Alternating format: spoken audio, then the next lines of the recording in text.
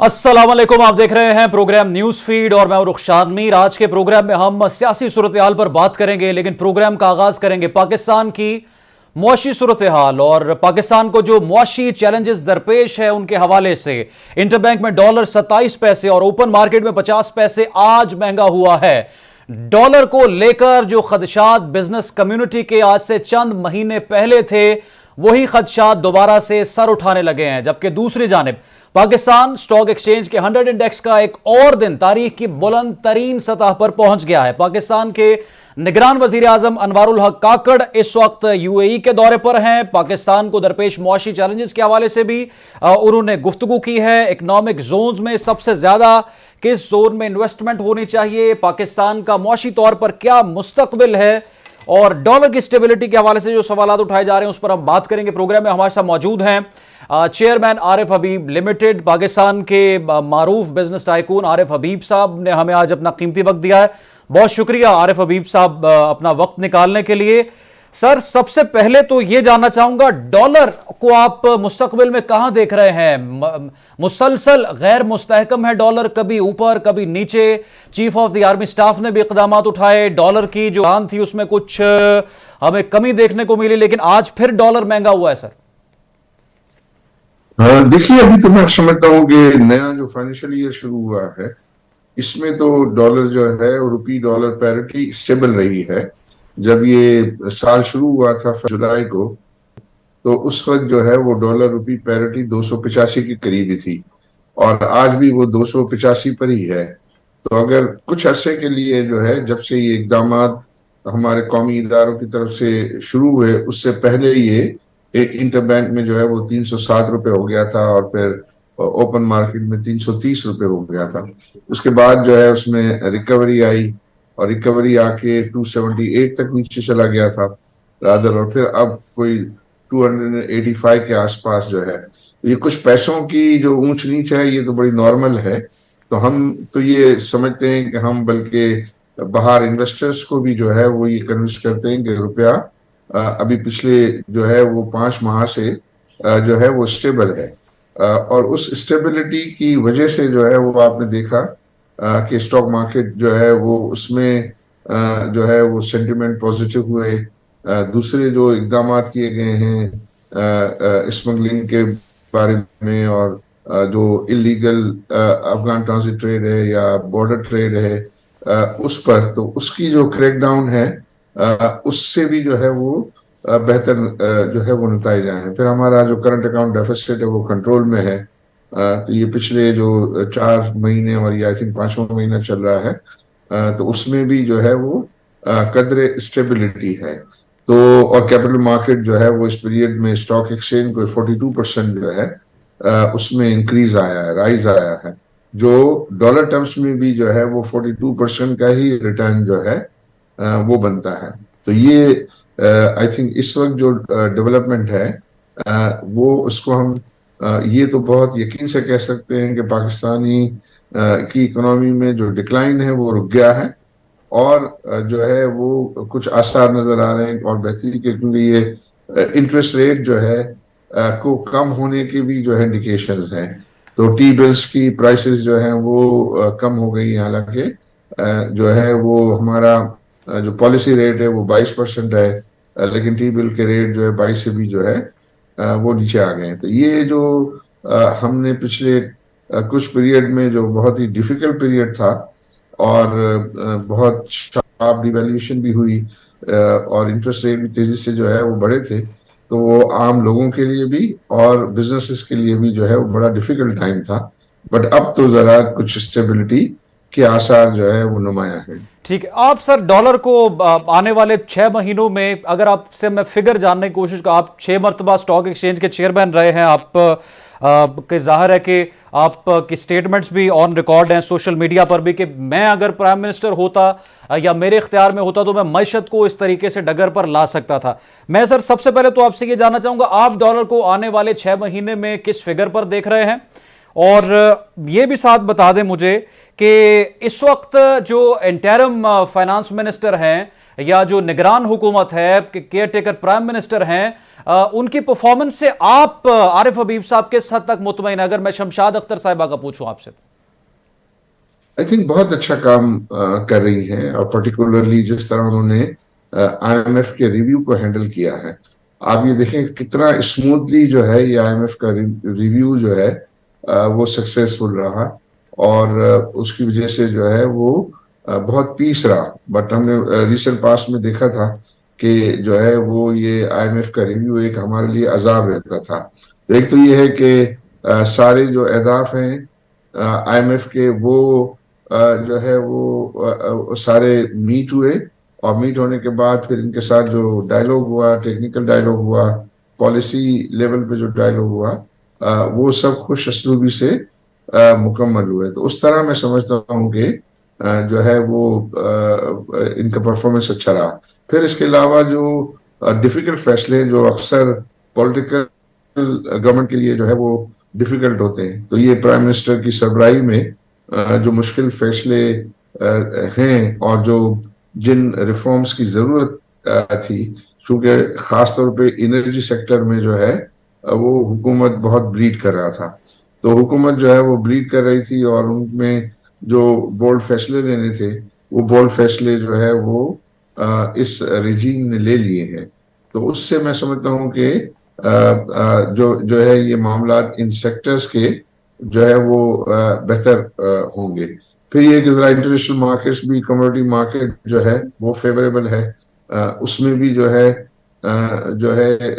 کچھ پرائسز جو ہے وہ گری ہیں, آئل کی پرائس بھی گری ہیں, اور کموڈیٹیز میں بھی کچھ جو ہے کمی آئی, اور روپیہ اسٹیبل ہونے کی وجہ سے میں سمجھتا ہوں کہ گوئنگ فارورڈ جو ہے وہ انفلیشن میں کمی آئے گی, اور انفلیشن میں کمی آئے گی تو پھر انٹرسٹ ریٹ بھی جو ہے وہ کم ہونے کے chances. Already governor state bank یہ انڈیکیٹ کر رہے ہیں کہ آگے جا کے انفلیشن کم ہوگا. فائنانس منسٹر نے بھی کہا ہے کہ انفلیشن کم ہونے کے آثار ہیں, اور وہ پروسپیکٹیو انفلیشن کی بیسس پہ بھی انٹرسٹ ریٹ کو جو ہے وہ کم کیا جا سکتا ہے. تو جب انٹرسٹ ریٹس کم ہوں گے تو پھر انڈسٹری کے لیے, کاروبار کے لیے جو ہے وہ فیوریبل حالات جو ہے وہ پیدا ہوں گے, جو اس وقت کافی ڈیفیکلٹ ہیں.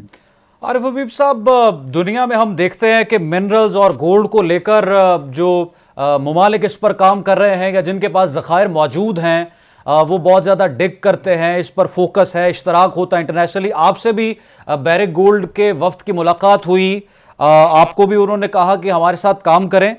پاکستان میں اگر یہ وسائل موجود ہیں تو حکومت کی سربراہی میں, یا جس طرح سے آپ جیسے بزنس ٹائکونز ہیں, اس پر کام کر کے کچھ بہتری لا سکتے ہیں کہ اگر ہمارے پاس گولڈ ہے, دوسرے ذخائر موجود ہیں, اگر ہم ناردرن سائیڈ کی بات کریں تو وہاں پر بھی منرل سے مالا مال ہے, عام آدمی تو یہی تصور کرتا ہے, لیکن اس سے ہم مستفید کیوں نہیں ہوتے بطور ایک قوم, بطور ایک ملک؟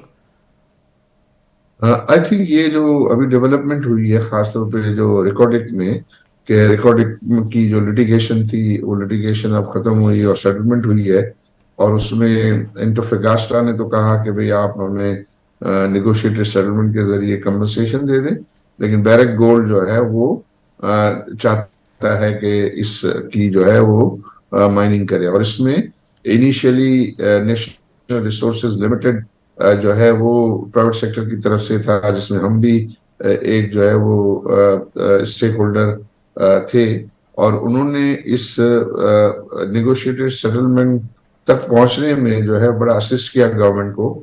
اور پھر گورنمنٹ نے جو ہے پہلے تو وہ چاہ رہی تھی کہ یہ پرائیویٹ سیکٹر اس میں شامل ہو, لیکن پھر بعد میں چونکہ ان کے پاس ٹائم نہیں تھا تو انہوں نے کہا کمپٹیٹیو بیڈنگ کے بغیر اگر ہم دیں گے تو ممکن ہے کہ لٹیگیشن کا خطرہ تھا, تو اس وجہ سے انہوں نے او جی ڈی سی اور پی پی ایل کو جو ہے وہ شیئر ہولڈنگ دے دی, اور اب وہ سعودی عرب اس میں دلچسپی لے رہا ہے.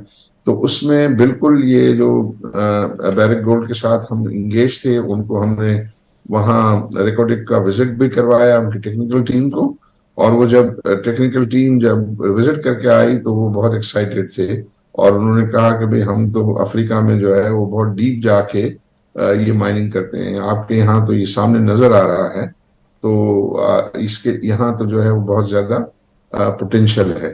تو اس کے علاوہ پھر حکومت نے اور مزید جو ہے, کیونکہ وہ سارا ایک ٹرین جو ہے وہ ہے بلوچستان میں, اور اس میں پھر ریکارڈنگ کے بعد 2000 کلومیٹر کے لگ بھگ 4 گروپس کو جو ہے وہ حکومت نے جو ہے وہ مائننگ رائٹس ایلوکیٹ کیے ہیں، اور وہ میں سمجھتا ہوں کہ اس کے اوپر جو ہے وہ کام کریں گے. تو جو ایک ہمارا خواب ہے کہ اللہ تعالیٰ نے پاکستان کو جو ہے ان جو ہے وہ بہت زیادہ جو ہے وہ قدرتی وسائل سے جو ہے مالا مال رکھا ہے، تو اس کو انشاءاللہ ایکسپلور کر کے اور ہم پاکستان کی قسمت کو بدلنے میں جو ہے اس کو کنٹریبیوشن ہو سکے گا. اور اس میں ڈیفینیٹلی لوکل جو لوگ ہیں ان کو یہ ملا ہے، پھر وہ اپنے فورن پارٹنرز بھی ساتھ لائیں گے، ٹیکنیکل پارٹنرز بھی ساتھ لائیں گے. تو اس میں انشاءاللہ جو ہے وہ ہم دیکھیں گے کہ یہ پاکستان اکنامی میں ان کا کنٹریبیوشن جو ہے وہ بڑھے گا. سر، پاکستان کی جو فائنانس منسٹری ہے وہ بھی ایک بڑا چیلنج ہے. جب پی ٹی آئی کا دور تھا، اسد عمر بنے فائنانس منسٹر، لیکن انہوں نے اپنے عہدے سے استعفیٰ دے دیا. شاید وہ چیلنج قبول نہیں کر سکے. ہم نے دیکھا گزشتہ دور میں مفتاح اسماعیل صاحب، پھر اسحاق ڈار صاحب، اب تو نگران وزیر خزانہ ہیں. آپ سر کیا سمجھتے ہیں کہ سب سے زیادہ آئیڈیل اس وقت کون سی شخصیت ہے؟ اگر ہم اگلے الیکشنز کی بات کریں تو what's your comment? Ishaq Dar اس وقت ایک سوٹیبل پرسنالٹی ہیں پاکستان کے فائنانس منسٹر ہونے کے لیے، یا کسی اور کا آپ نام لیں گے؟ سب کمپیٹنٹ لوگ ہیں، سب جو ہے ان کی ایک اسٹینڈنگ ہے، اور سب نے اپنے اپنے تئیں جو ہے وہ کوشش کی ہے. اور پھر اس کے اوپر ڈیپینڈ کرتا ہے کہ حالات کیسے ہیں. پھر یہ ہے کہ آپ کو کیبنٹ کا کتنا سپورٹ ہے، پرائم منسٹر کا کتنا سپورٹ ہے، یہ بھی بہت زیادہ جو ہے وہ میٹر کرتا ہے. تو میں سمجھتا ہوں کہ جو بھی الیکٹ ہو کے آئے گا اور جو پرائم منسٹر ہوگا وہ کسی بھی فائنانس منسٹر کو لگائے گا، تو وہ ڈیفینیٹلی جو ہے وہ اس کے حق میں ہوگا کہ وہ جو بہترین ڈیلیور کر سکتا ہے اس کو جو ہے وہ یہ اپوائنٹ کرے. تو اس میں یہ ہے کہ یہ جو کیئرٹیکر گورنمنٹ کو یہ ایڈوانٹیج ہے کہ ان کی کوئی پولیٹیکل بیگیج نہیں ہوتا، تو ان کو جو ہے وہ فیصلہ کرنا کمپیریٹیولی جو ہے وہ آسان ہوتا ہے. اور میں سمجھتا ہوں کہ اس وقت کی جو کیبنٹ ہے، پرائم منسٹر ہے، وہ بہت زیادہ کمیٹڈ نظر آتے ہیں. تو اس میں ڈیفیکلٹ فیصلے جو ہے وہ انہوں نے کرنے میں کوئی تعامل نہیں کیا. تو اس کے انشاءاللہ اچھے نتائج جو ہے وہ ہم سینٹیمنٹ کی بہتری میں بھی دیکھ رہے ہیں، اور آئندہ اور مزید ہم دیکھیں گے. اسحاق ڈار صاحب ایک کمپیٹنٹ فائنانس منسٹر ہیں مستقبل کے، اگر ہم حساب سے تمام کمپیٹنٹ ہیں. آپ اس کو تو میں کوئی پولیٹیکل آدمی تو نہیں ہوں جس طرح آپ مجھ سے سوال کر رہے ہیں. یہ سوال ہی مجھ سے نہیں بنتا آپ کا کہ آپ مجھ سے یہ کریں. آپ کسی پولیٹیکل جو ہے ورکر سے یہ بات پوچھیے گا.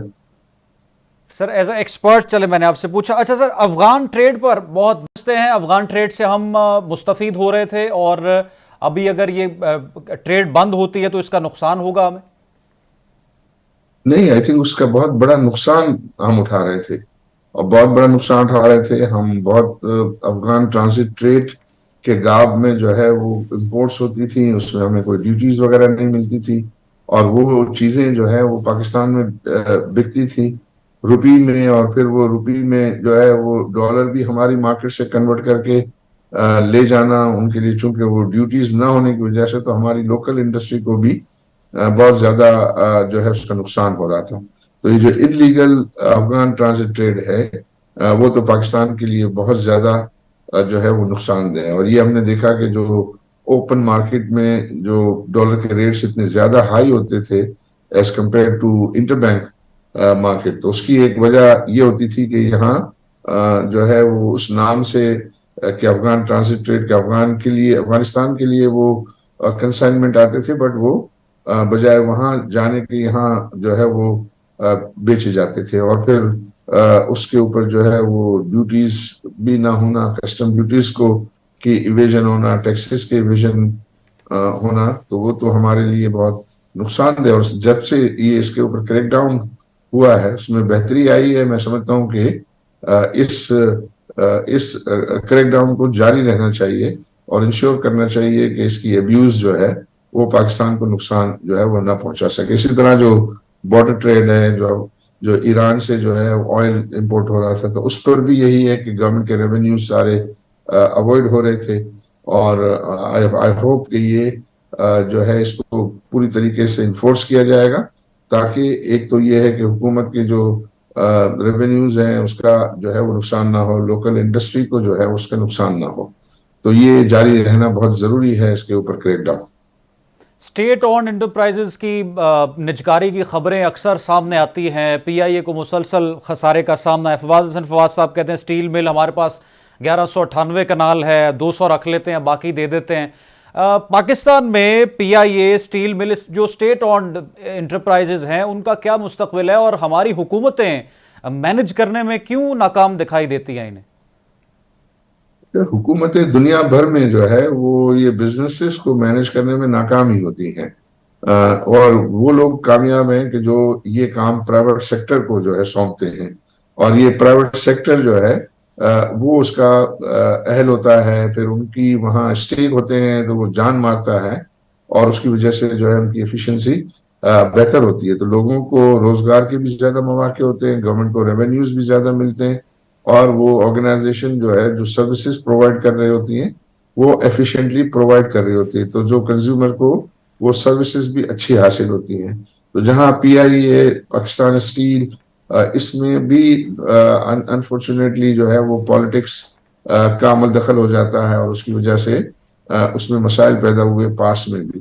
لیکن اس کا ایک طریقہ جو میری نظر میں یہ ہے کہ پی آئی اے میں جب یہ اس کو ایڈیشنل کیپٹل انوائٹ کر کے جو ہے وہ اس کو پرائیورٹائز کرنا چاہیے، نہ کہ اس کے جو شیئرز ہیں گورنمنٹ اپنے شیئرز جو ہے وہ بیچے، وہ نہ بیچے، اس کو اپنی شیئر ہولڈنگ کو وہ رکھے، اور ایڈیشنل کیپٹل جو ہے وہ پرائیویٹ سیکٹر سے انوائٹ کرے، اور پرائیویٹ سیکٹر ایڈیشنل کیپٹل ڈال کے گورنمنٹ کی شیئر ہولڈنگ کو وہ ڈائلیوٹ کرے گا، اور جب اس میں ٹرن اراؤنڈ آئے گا تو گورنمنٹ کی جو شیئر ہولڈنگ ہے اس کی ویلیو بھی جو ہے وہ بڑھے گی، اور اس سے یہ ہے کہ اس آرگنائزیشن میں ایفیشنسی آئے گی.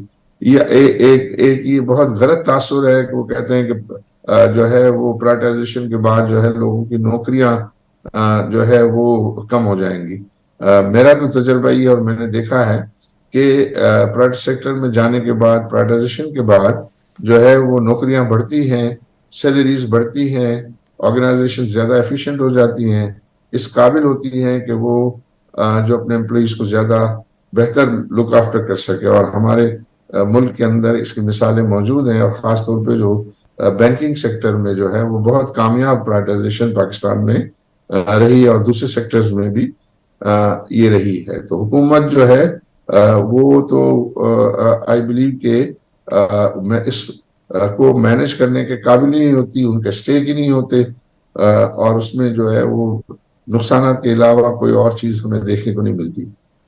ٹھیک ہے. میاں نواز شریف صاحب کی لاہور میں ملاقات ہوئی چیمبر آف کامرس کے جو رہنما ہیں ان کے ساتھ، اور اپنے ایک اور بھی خطاب میں انہوں نے کہا کہ انڈسٹری کو بہتر کرنا ہے، کہا کہ انڈسٹری میں آنے والے پیسے پر سوال نہیں ہونا چاہیے. سر، آپ کی نظر میں انڈسٹری کو کس طرح سے بوسٹ دیا جا سکتا ہے؟ گیس، بجلی، یا اگر تیل انڈسٹری کو دیا جا رہا ہے تو کس طرح سے وہ سبسیڈائز ہو سکتا ہے، یا ٹیکس پر انڈسٹری کو چھوٹ مل سکتی ہے؟ انڈسٹری کو کس طرح سے گرو کیا جا سکتا ہے؟ جی، آئی تھنک اس وقت پاکستان میں جو ہے وہ انویسٹمنٹ کے لیے بہت ہی ناموافق حالات ہیں.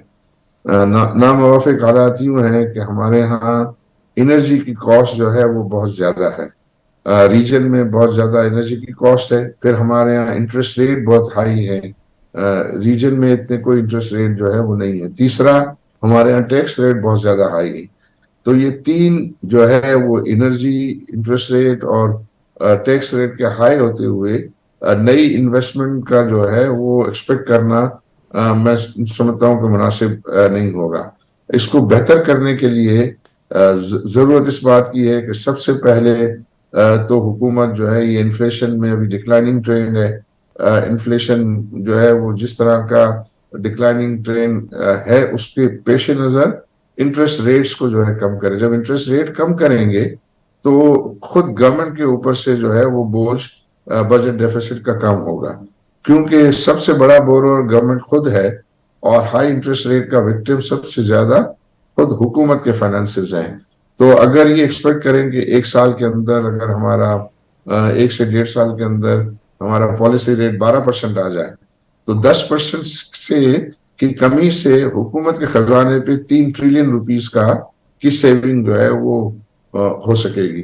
اور وہ 3 ٹریلین روپیز جو ہے وہ آپ کا بجٹ ڈیفیسٹ پہ بوجھ کم ہوگا. پھر حکومت کے پاس منسٹری آف فائنانس کی طرف سے اسٹیٹمنٹ آیا تھا کہ ان کے پاس ایس او ایز کے 19 ٹریلین روپیز کے ایسیٹس ہیں اور اس پر ان کو جو ریٹرن ہے وہ صرف 1% ملتا ہے اور حکومت اس کو بورو کرتی ہے 20 اور 21% پہ بورو کرتی ہے. تو اس کا مطلب یہ ہے کہ 90 ٹریلین روپیز پہ گورنمنٹ جو ہے وہ فائنینشیل کاسٹ انکر کر رہی ہوتی ہے نیٹ اپنی انکم کے بعد 20%. تو اس کا مطلب یہ ہوا کہ تقریباً 4 ٹریلین روپیز جو ہے کا بوجھ وہ وہاں لے کے بیٹھ ہوئی. میں سمجھتا ہوں کہ یہ تمام کی تمام جو ایس او ایز ایسیٹس ہیں ان کو حکومت ڈس انویسٹ کر کے قرضہ جو ہے وہ اپنا کم کرے تو اس میں سے 4 ٹریلین روپیز جو ہے وہ کی سیونگ ہوگی. تو 4 اور 3 7 اور پھر یہ جو ڈیولپمنٹ ایکسپینڈیچر ہے حکومت کا میں سمجھتا ہوں کہ وہ کرپشن کا گڑھ ہے اور اس کی مجھے ایسا نظر نہیں آتا کہ وہ ساری انویسٹمنٹ کی کوئی سیکنڈری مارکیٹ ویلیو جو ہے وہ تو وہ جو ڈیولپمنٹ ایکسپینڈیچر ہے وہ صرف پبلک پرائیویٹ پارٹنرشپ کے تحت ہی ہونا چاہیے, اس کے علاوہ نہیں ہونا چاہیے. تو وہ گورنمنٹ کے اوپر سے جو ہے وہ بھی بوجھ اگر 1 ٹریلین نہیں تو کم از کم ½ ٹریلین جو ہے اس کا بوجھ بھی جو ہے وہ کم کیا جا سکتا ہے. تو یوں یہ 7.5 ٹریلین روپیز کی جب سیونگ ہو تو اس میں انٹرسٹ ریٹ ایک ایلیمنٹ تو آ ہی گیا. پھر یہ ہے کہ یہ جو سپر ٹیکس وغیرہ جو لگا ہوا ہے کیونکہ اب یہ سپر ٹیکس اور پھر ڈیویڈنڈ ٹیکس اور یہ سب کرتے ہیں تو یہ کوئی ٹیکس ریٹ 65% سے زیادہ ہو جاتا ہے اور وہ پھر انویسٹرز کے لیے جو ہے بالکل جو ہے وہ ایکسیپٹیبل نہیں ہوتا یا ریجن میں جو ہے وہ اتنے ہائی ٹیکس ریٹ کہیں بھی نہیں ہے. تو وہ اس کو پھر ریشنلائز کرنے کی جو ہے ضرورت ہوگی اور ٹارگیٹڈ سبسڈی کے ذریعے جو ایکسپورٹنگ انڈسٹری ہے اس کو انرجی میں بھی جو ہے وہ سبسڈیز جو ہے وہ پلان کرنی چاہیے تاکہ جو ایکسپورٹیبل انڈسٹریز جو ہیں وہ پاکستان میں لگ سکیں. آئی تھنک یہ اگر ہوگا تبھی ممکن ہو سکے گا کہ پاکستان میں انڈسٹریلائزیشن ہو اور پاکستان میں جو ہے پھر لوگوں کو روزگار کے مواقع گورنمنٹ کو ریونیوز آ سکتے. ابھی SIFC کا انیشیٹو بہت اچھا ہے اور اس میں جو ہے وہ ایگریکلچر IT یہ 2 ایسے سیکٹر ہیں کہ جس میں کوئی بہت زیادہ آپ کو فورن ایکسچینج کی بھی ضرورت نہیں ہے انویسٹمنٹ کی. پھر اس کے بعد مائننگ میں جو ہے وہ بہت پوٹینشیل ہم نے پہلے ہی ڈسکس کیا پوٹینشیل ہے اور اس میں ہم کامیاب ہوتے ہیں تو ہمارے پاس وہاں ایکسپورٹیبل سرپلس بہت زیادہ ہم پروڈیوس کر سکتے ہیں. اور پھر اس کے بعد انرجی کی ریفارمز جو ہیں بھی بہت ضروری ہیں کہ ہمارے ہاں جو انرجی کاسٹ اتنی ہائی ہے تو رینیویبل انرجی پر solar energy and wind power and particularly جو ہے یہ پر جو ہے وہ توجہ دے کر کوشش کرنی چاہیے کہ اپنے اوور آل کاسٹ کو جو ہے وہ انرجی کی جو پروڈکشن کاسٹ ہے اس کو کم کیا جائے اور اس کے اندر فیول مکس کو زیادہ ایفیشینٹ بنایا جائے. تو یہ مجھے تو یہ چیزیں نظر آتی ہے کہ ایریاز کے اس کو اگر ہم فوکس کریں تو پھر ہم جا کے کچھ بہتری دیکھ سکتے ہیں. ٹھیک ہے عارف حبیب صاحب, عام جو پاکستانی ہے سوشل میڈیا پر بھی آپ دیکھتے ہیں کہ جس طرح سے گیس مہنگی ہوئی, بجلی مہنگی ہوئی, پیٹرول مہنگا ہوا, عام پاکستانی یہ کہتا ہے کہ ہم IMF کے چنگل میں ہیں اسی لیے ہم پر ٹیکسز کا بوجھ کسی اور کے کہنے پر لادا جا رہا ہے. آپ کی نظر میں how to get rid of IMF, ہم کیسے یہ تمام تر ہم جو مقروض ہیں IMF کے اور انٹرنیشنلی بھی ہماری بڑی کمٹمنٹس ہیں, کیا آنے والے چند سالوں میں کچھ دہائیوں میں IMF سے ہم اپنی جان چھڑوا سکیں گے یا یہ خواب ہے؟ دیکھیے اس کے لیے جو ہے وہ ہمیں اپنے آپ کے اپنے گھر کو ٹھیک کرنا ہوگا. میں نمبر دیکھ رہا تھا کہ پچھلے 10 سال میں جو پاکستان کا کرنٹ اکاؤنٹ ڈیفیسٹ ہے اتنا ہی ہمارا فورن کرنسی کا قرضہ ہے. تو ہم نے 10 سال کے اندر کوئی 85 ارب ڈالر کا جو ہے وہ کرنٹ اکاؤنٹ ڈیفیسٹ کیا ہے. تو اس کا مطلب یہ ہوا کہ اگر ہم اس کو اوائڈ کرتے اور اگر اس کو ہم صحیح لمٹ میں جو ہے وہ رکھتے تو شاید یہ قرضے کو ہم اوائڈ کر سکتے تھے. اور وہ قرضہ چونکہ پھر ہم کوئی ریزروز بھی جو ہے وہ نہیں بنا پا رہے فورن کرنسی کے ریزروز. تو جب ان کی ہماری ری پیمنٹس ڈیو ہوتی ہیں یا ان کی جب یہ سروسنگ ڈیو ہوتی ہے تو پاکستان کے لیے جو ہے وہ مشکلات پیدا ہوتی ہیں, اور وہ اس بیلنس آف پیمنٹ کرائسس کو جو ہے وہ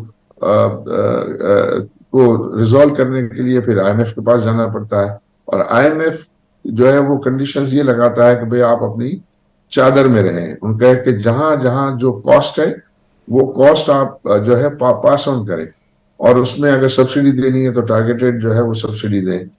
تو وہ یہ کہتا ہے کہ آپ اپنے وہ تو ایک عام سی بات ہے کہ اگر کسی گھر میں بھی آپ کے اخراجات جو ہے وہ آپ کی آمدنی سے زیادہ ہوں گے تو زیادہ عرصے تک آپ سسٹین نہیں کر سکتے. تو وہ چیز جب بھی ہمیں آئی ایم ایف سے جان جو ہے وہ چھوٹ سکتی ہے کہ ہم اپنی پالیسیز جو ہے وہ پرو ایکٹیو رکھیں, اور جو ہمیں ضروریات ہیں ہمارے اس کو دیکھتے ہوئے ہم پرٹیکولرلی جو ہمارا کرنٹ اکاؤنٹ ڈیفیسٹ کو جو ہے وہ اس طرح مینج کریں. ہم کوشش کریں کہ ہماری ایکسپورٹ جو ہے وہ زیادہ سے زیادہ بڑھے, وہاں انسینٹیوز ہو, اور ہمارے ریمیٹنسز جو ہے وہ بینکنگ چینل سے زیادہ جو ہے وہ آئیں. پھر انویسٹمنٹس جو ہیں ہمارے پاکستانی ڈائسپوراز جو ہے وہ الحمدللہ بہت ویل آف ہے بہت سارے ملکوں میں, خاص طور پہ یو ایس اے وغیرہ میں, تو وہاں ان کو ترغیب دی جائے کہ وہ پاکستان میں انویسٹمنٹ کریں. تو اس طرح ہم ان سے جو ہے وہ آئی ایم ایف سے اپنی, اور پھر ہم سارا ہمارے جو ڈیٹ ہے اس کا پروفائل کو جو ہے وہ ٹھیک کریں, کیونکہ وہ ہم اس میں بہت ساری شارٹ ٹرم, حالانکہ میں دیکھ رہا تھا کہ کوئی 50% کے قریب جو ہے وہ تو ملٹی لیٹرل ایجنسیز کا جو ہے وہ ڈیٹ ہے, اور وہ ذرا سستا بھی ہوتا ہے. پھر بائی لیٹرل ہے 30%, اور پھر کوئی اباؤٹ یہ سمجھیے کوئی 15% کے قریب جو ہے یہ کمرشل ڈیٹ اور بانڈس وغیرہ کا ہے, وہ زیادہ جو ہے وہ برڈن سم ہوتا ہے. اس کو مینیج کرنا اور وہ بہت ضروری ہے. لیکن بہت زیادہ اب ہم ہر وقت جو ہے وہ میڈیا بھی بہت زیادہ کہ بھی ہمیں اتنے $1 بلین ارینج کرنے, حالانکہ ہم دیکھا جائے تو ہر سال یہ جو ہماری اوبلیگیشنز ہوتی ہیں اس کی ارینجمنٹ ہو جاتی ہے, اور ویسے بھی جو سوورن ڈیٹ ہوتا ہے یہ پے کم ہوتا ہے, وہ رول اوور ہوتا رہتا ہے, اور اس کی جو capacity to borrow and capacity to service جو ہے وہ جی ڈی پی گروتھ کے ذریعے بڑھ رہی ہوتی ہے. تو اس کو کرنا تھا. ایک تو یہ ہے کہ آپ اس کی ٹینور کو جو ہے وہ بہتر کرنے کی کوشش کریں, ذرا لانگ ٹرم جو ہے اس میں جو ہے وہ ارینجمنٹس ہمارے پاس ہونے چاہیے, اور ہم یہ ایکسپورٹ اور ریمیٹنسز کو بہتر کر کے اپنے ریزروز کو بڑھائیں اور اپنے جو ہے ٹریڈ ڈیفیسٹ کو جو ہے وہ کنٹرول کریں. تو یوں ہم جو ہے وہ اس مشکل سے اور پھر آئی ایم ایف سے جو ہے اپنی جان چھڑا سکتے ہیں. تو وہ آئی ایم ایف سے جان چھڑانے کا مطلب یہ نہیں ہے کہ ہم پھر انڈسپلن ہو جائیں, کیونکہ آئی ایم ایف سے جان چھڑا کے ہم بہت زیادہ انڈسپلن ہو جاتے ہیں. ہمارے جو گورنمنٹس ہیں تو وہ اپنے آپ کی کو جو ہے وہ رسپانسیبل رہ کر, اور جو ہے وہ پروڈنٹ جو ہے وہ اپنی فائنینشیل مینجمنٹ کو جو ہے وہ فالو کرے. ٹھیک ہے, ایک عام پاکستانی کا سوال میں آپ کے سامنے رکھنا چاہتا ہوں. پاکستان میں سیاسی جماعتوں کا سلوگن ہے یہ کہ ہم, جس طرح پیپلز پارٹی کہتے رہی روٹی کپڑا اور مکان, پاکستان تحریک انصاف نے حکومت سے بنانے سے پہلے بھی یہ کہا کہ ہم اتنے لاکھ گھر لوگوں کو دیں گے. نون لیگ بھی کہیں نہ کہیں یہ کہتی رہی کہ ہمارے جو سیاسی سلوگن ان کے کہ ہم لوگوں کو مکان دیں گے. لیکن ریئل اسٹیٹ کو دیکھیں اگر ہم, تو پاکستان میں گزشتہ چند سالوں میں ریئل اسٹیٹ پر ٹیکسز کی بات ہو یا ویسے لوگوں کی قوت سے باہر تمام تر معاملات نکلتے جا رہے ہیں. کس طرح سے ان خوابوں کو تعبیر کیا جا سکتا ہے یا اس کو جو ہے حقیقت کی شکل دی جا سکتی ہے کہ ہم ریئل اسٹیٹ کو ایک عام آدمی کی کیپیسٹی میں لے کر آئیں, جو سیاسی جماعتیں صرف نعرہ لگاتی ہیں, اس کو شرمندہ تعبیر بھی کیا جا سکے؟ کیا کرنا چاہیے حکومت کو؟ ریئل اسٹیٹ میں جو ہے وہ دو اس کے حصے ہیں. ایک تو یہ ہے کہ پلاٹ انویسٹمنٹ ہے, اور ایک یہ ہے کہ جو ہے ریئل اسٹیٹ ڈیولپمنٹ کا جو ہے وہ بزنس ہے. تو جو پلاٹ انویسٹمنٹ ہے اس کو جو ہے ڈسکریج کرنا چاہیے, تو اس کے لیے میں اکثر یہ کہتا ہوں کہ جو ہے وہ آپ پلاٹس کی خرید و فروخت پر ٹیکسز کو بڑھائیں، اور وہ پھر کنسٹرکشن میں کنورٹ ہوں، اور جب اس کی ڈیولپمنٹ کے اقدامات ہو رہے ہوں تو اس وقت کچھ ٹیکسز واپس کر دیے جائیں. تو ہائی ٹیکس آپ اس کی ٹریڈنگ پہ لگائیں پلاٹس کی، اور جو ڈیولپمنٹ پہ جو ہے آپ رعایت دیں، اس میں سے واپس کریں. تو اس سے یہ ہوگا کہ ایک تو یہ صرف جو ریئل اسٹیٹ ایک ہی لفظ جو آتا ہے تو اس میں وہ دونوں چیزیں جو ہے وہ شامل ہوتی ہے. تو ریئل اسٹیٹ ڈیولپمنٹ ایک الگ چیز ہے، اور پلاٹ پرچیز سیل جو ہے وہ الگ چیز ہے. تو جو یہ شکایت رہتی ہے اکثر وہ یہ ہے کہ وہ پلاٹس پر جو ہے وہ ٹیکسز کی جو ہے وہ شکایت رہتی ہے کہ اس کے اوپر زیادہ ٹیکسز ہوں. لیکن ریئل اسٹیٹ ڈیولپمنٹ پہ تو سارے ٹیکسز موجود ہیں. وہ تو جتنے کارپوریٹس پہ جو ہے، چونکہ وہ کارپوریٹ باڈی بنتی ہے یا پارٹنرشپ ہوتی ہے یا سول پروپرائٹرشپ ہوتی ہے، تو وہ تو ہر دوسرا بزنس پہ جو ٹیکسز ہیں اس پہ وہ سارے ٹیکسز جو ہے وہ آلریڈی موجود ہیں.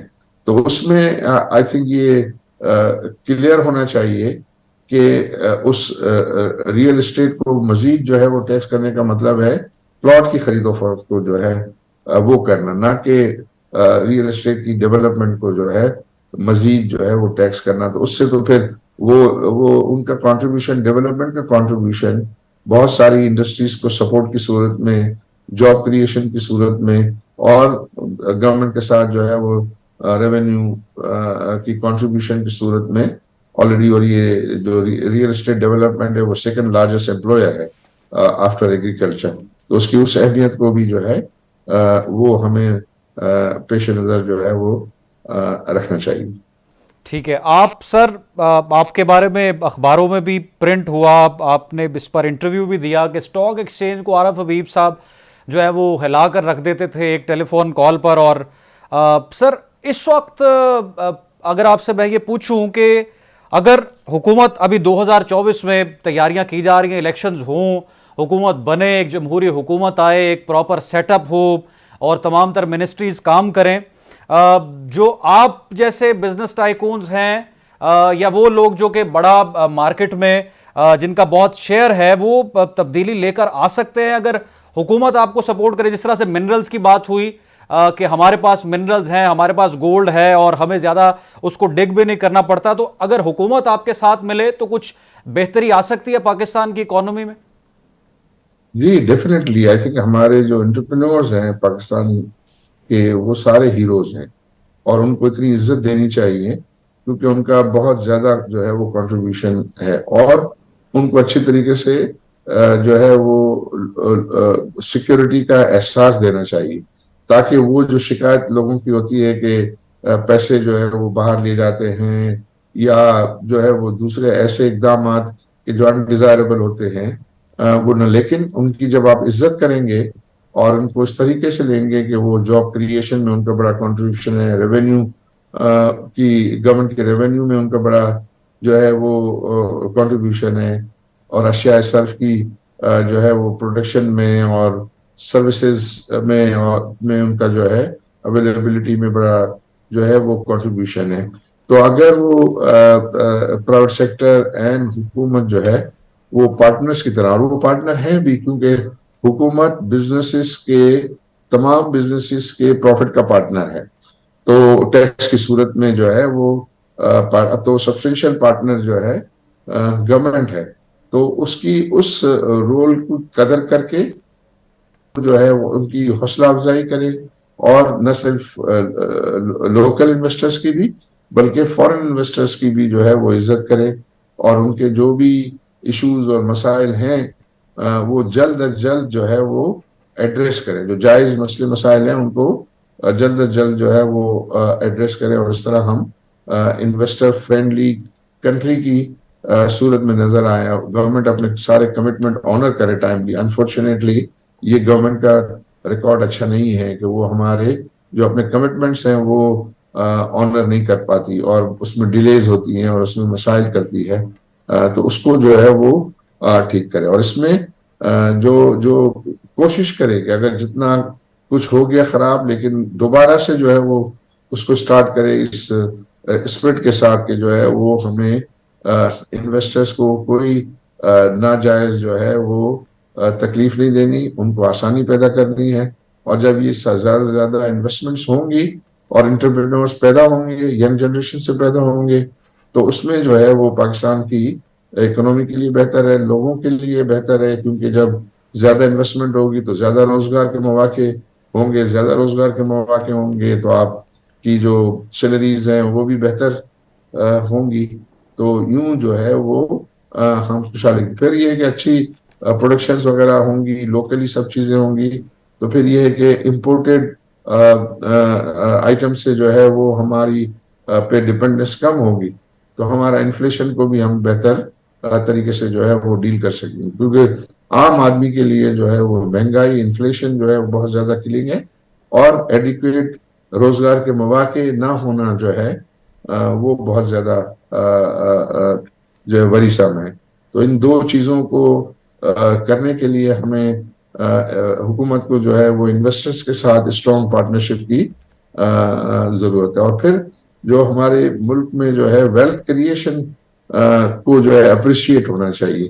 انفارچونیٹلی ویلتھ کریشن کی جو اپریسیشن ہونی چاہیے وہ پاکستان میں نہیں ہے. اگر آپ یہ ویلتھ کریشن کی اپریسیشن کریں گے، کیونکہ جب اس لیول پہ لوگ آ جاتے ہیں کہ جن کے پاس سرمایہ ہے تو ان کو کوئی اپنے کچن منی کی ضرورت نہیں ہوتی، ان کو جو ہے وہ ایک اپریسیشن کی ضرورت ہوتی ہے، ان کی عزت کی ضرورت ہوتی ہے. تو وہ اگر ہم کریں اور گروتھ ہو تو پھر یہ ہے کہ زیادہ سے زیادہ لوگ پھر جو ہے وہ انویسٹمنٹ. اور پھر پاکستان کو ایڈوانٹیج ہے کہ اس کے پاس اتنی بڑی آبادی ہے، 25 کروڑ کی آبادی ہے، ان کی ضرورت ہے ان کی مختلف پروڈکٹس کی، تو وہ تو ڈیفینیٹلی انٹرپرینورز ہی پورا کر سکتے ہیں. بہت شکریہ عارف حبیب صاحب، آپ نے اپنا قیمتی وقت دیا. گفتگو آپ سن رہے تھے عارف حبیب لمیٹڈ ہمارے ساتھ پروگرام موجود تھے. ناظرین، آج نون لیگ کے قائد اور سابق وزیر اعظم نواز شریف ایون فیلڈ اور العزیزیہ اسٹیل مل ریفرنس میں سزا کے خلاف اسلام آباد ہائی کورٹ میں پیش ہوئے ہیں. اس پر ہم بات کریں گے. جہانگیر جدون صاحب ہمیں جوائن کر رہے ہیں ایک مختصر سے وقفے کے بعد.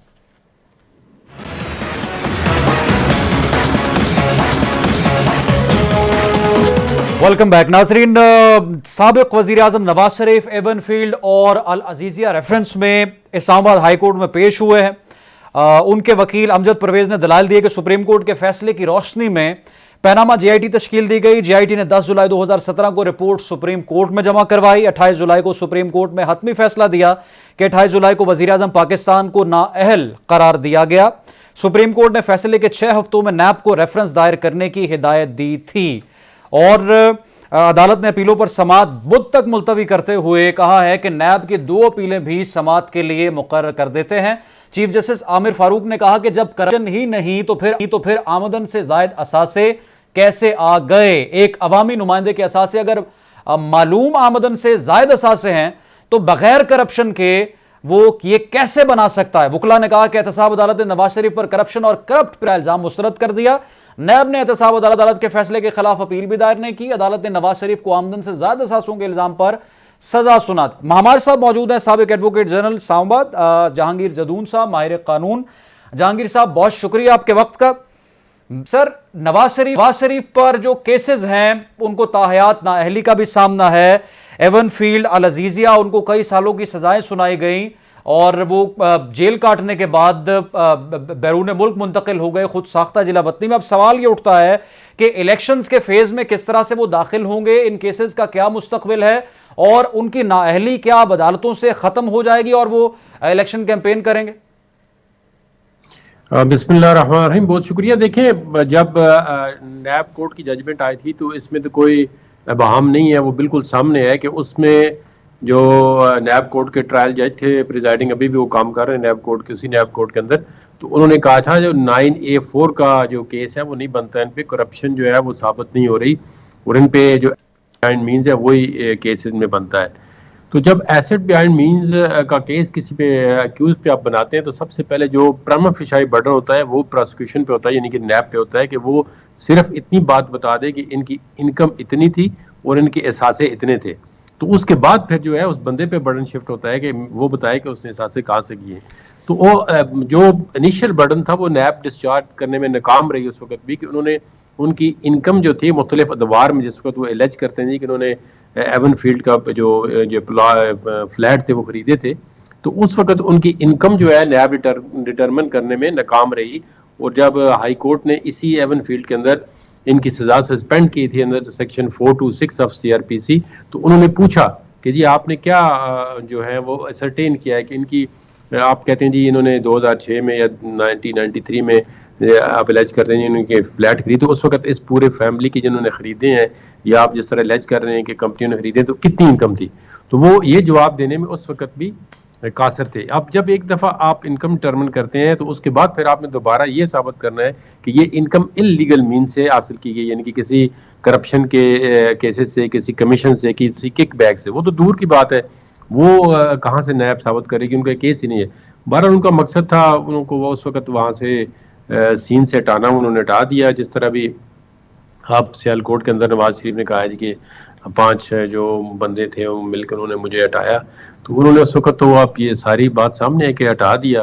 ابھی وہ کہتے ہیں جج صاحبان بھی مان رہے ہیں، نیب والے بھی مان رہے ہیں، ہم تو حیران ہیں کہ اس وقت جج صاحب بھی جو کیا تھی بینچ سوئے ہوئے تھے، اور نیب والے تو خود ہی ظاہر ہے وہ کسی کے ڈائریکشن پہ چل رہے تھے۔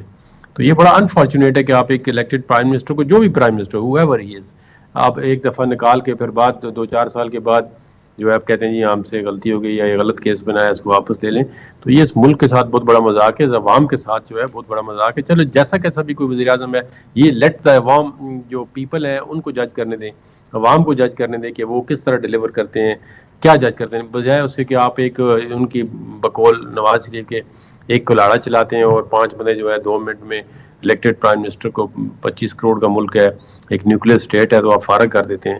پھر ایک دوئی رجیم آتی ہے، وہ دوسرے کو لے آتے ہیں، کہتے ہیں پہلے ہم غلطی ہو گئی، غلط کیس بنایا ہے۔ تو پہلے بھی آپ کو ایک پرائم منسٹر کو ایک دفعہ اسی کو نواز شریف کو جو ہے ایکس پرائم منسٹر کو ڈیتھ سینٹینس کرتے کرتے لائف امپریزمنٹ ہوئی، انہوں نے کہا جی انہوں نے 13 ہائیجیک کیا، انہوں نے اتنی سزا کی، وہ پھر وزیر اعظم بن گئے۔ تو یہ اب پھر وہ کہہ رہے ہیں جی غلط کیس وہ اب نہیں دفاع کر پاتے یا نہیں کرنا چاہتے، تو ابھی پھر وہ اگر اپیلیں کٹو لے جائیں گی تو ان کے کیس صاف ہو جائیں گے، وہ پھر الیکشن لڑیں گے، اگر ان کی میجارٹی ہے تو پھر وزیر اعظم بن جائیں گے۔ تو یہ بس کام چل ہی رہا ہے اس ملک میں ابھی تک۔ سر الیکشنز کو لے کر بہت سے سوالات اٹھائے جا رہے ہیں، لوگ تو اب فرسٹریٹ ہو گئے ہیں کہ پنجاب اور KP میں جب الیکشنز کی بات ہوئی، سپریم کورٹ کے احکامات تھے، اس پر بھی عمل نہیں ہوا۔ لاہور میں ایک مقامی وکیل محمد مقصد کی جانب سے درخواست دائر کی گئی ہے کہ نگران وزیر اعظم انوار الحق کاکڑ کو عہدے سے ہٹایا جائے، اور لاہور ہائی کورٹ کے جسٹس شاہد بلال حسن نے محفوظ فیصلہ سنا دیا اور اس درخواست کو جو ہے وہ خارج کر دیا ہے۔ سر نگران حکومت کا یا نگران جو پرائم منسٹر ہے یا ان کے جو کیبنٹ ہے اس کا 90 روز وقت ہے کہ اس نے الیکشنز کروانے ہیں، اور ذمہ داری ایک الیکٹڈ حکومت کو سپرد اس کے کرنی ہے، لیکن پاکستان میں مسلسل تاخیر ہے۔ اب بھی خبریں اور افواہیں گردش کر رہی ہیں کہ مارچ مڈ میں یا اپریل مڈ میں ہو سکتے ہیں الیکشنز۔ اس ساری صورتحال میں کیا قانونی طریقہ کار ہو سکتا ہے؟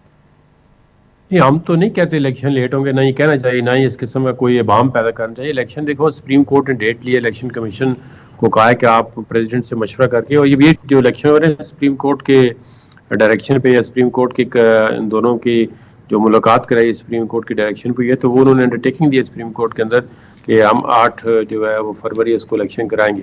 الیکشن کسی صورت میں بھی ڈیلے نہیں ہونا چاہیے، آلریڈی بہت ڈیلے ہو چکے ہیں الیکشن، اور یہ الیکٹڈ گورنمنٹ ہے ان پہ طرح طرح کے سوال اٹھ رہے ہیں، اور خدا نہ خاصہ آگے جاتے ہیں، آگے آئینی جو ہے آئین بحران پیدا ہو جائے گا۔ پہلے بھی آلریڈی آئین کی خلاف ورزی ہو چکی ہے اس میں، جو الیکشن انہوں نے لیٹ کیے ہیں، جو ابھی اطہر مدنی نے ایڈیشنل نوٹ دیا ہے اس میں انہوں نے بڑا کیٹیگری کے لیے کہا ہے کہ آپ نے آئین کی خلاف ورزی کی ہے، اور انہوں نے یہاں تک کہہ دیا ہے کہ کوئی بھی شہری جو ہے یا سول سوسائٹی جو ہے وہ ان کے اگینسٹ جو ہے جنہوں نے آئین کی وائلیشن کی ہے ایک ڈیمیجز کا سوٹ فائل کر سکتے ہیں، یا جو اسٹیٹ ہے وہ اس کی ذمہ دار ہے کہ انہوں نے جو بھی ادارے اس میں ملوث ہیں، یا پریزیڈنٹ ہے یا گورنر ہے۔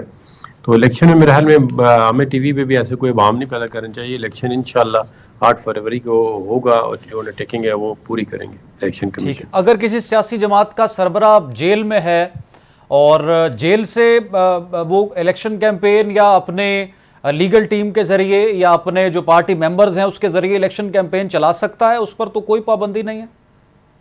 نہیں، آف کورس ہونی نہیں چاہیے پابندی۔ کس طرح آپ جو لوگ بالکل کلیئر ہیں، جنہوں نے کوئی کسی اوفینس میں کنویکٹ نہیں ہے یا کسی اس میں انوالو نہیں ہے، وہ اگر اریسٹ بھی ہیں، دیکھیں نا 2018 میں جو بے شمار آپ نے جو لیڈر تھے پی ایم ایل این کے، ان کو اریسٹ کیا گیا تھا، طرح پہ آر ٹی ایس کو بٹھایا گیا، لیکن الیکشن تو انہوں نے لڑا، ان کی پارٹی ایون جو ہے پنجاب میں سیٹیں زیادہ 2 4 5 ہی تھی، لیکن زیادہ سیٹیں تھیں ان کی، لیکن ان کو حکومت نہیں بنانے دی گئی. تو ابھی الیکشن پہ تو پابندی نہیں ہونی چاہیے، لیول پلینگ فیلڈ جو ہے ہر پارٹی کو ملنی چاہیے، ہر پارٹی کا رائٹ ہے وہ اپنا کینڈیڈیٹ فائل کرے، کینڈیڈیٹ کے جو بھی لوازمات ہیں اس کے کاغذات کے اسکیجول کے مطابق وہ فائل کریں اور الیکشن کنٹیسٹ کریں، اور ہر پارٹی کو موقع دینا چاہیے. جمہوریت کا مطلب کیا ہے؟ اگر آپ کسی کو ان نیسیسریلی آپ جو ہے کوئی پاور یوز کریں گے، فورس یوز ہے، کسی کو دبائیں گے جو ریکوائرڈ نہیں ہے، جو ریشنل نہیں ہے، جو پروپورشنل نہیں ہے، تو اس پہ تو پھر آپ کے الیکشن اگر ہو بھی جاتے ہیں تو اس پہ پھر سوال کھڑے ہو جائیں گے. تو لہٰذا جتنی بھی پارٹیاں ہیں پاکستان کے اندر ان کو ایکول اپرچونٹی دینی چاہیے اور الیکشن میں آنا چاہیے. بہت شکریہ سابق ایڈوکیٹ جنرل اسلام آباد جہاں ہمارے ساتھ پورا پروگرام موجود تھا. ناظرین وقت ختم ہو گیا، کل آپ سے دوبارہ ملاقات ہوگی. اللہ حافظ.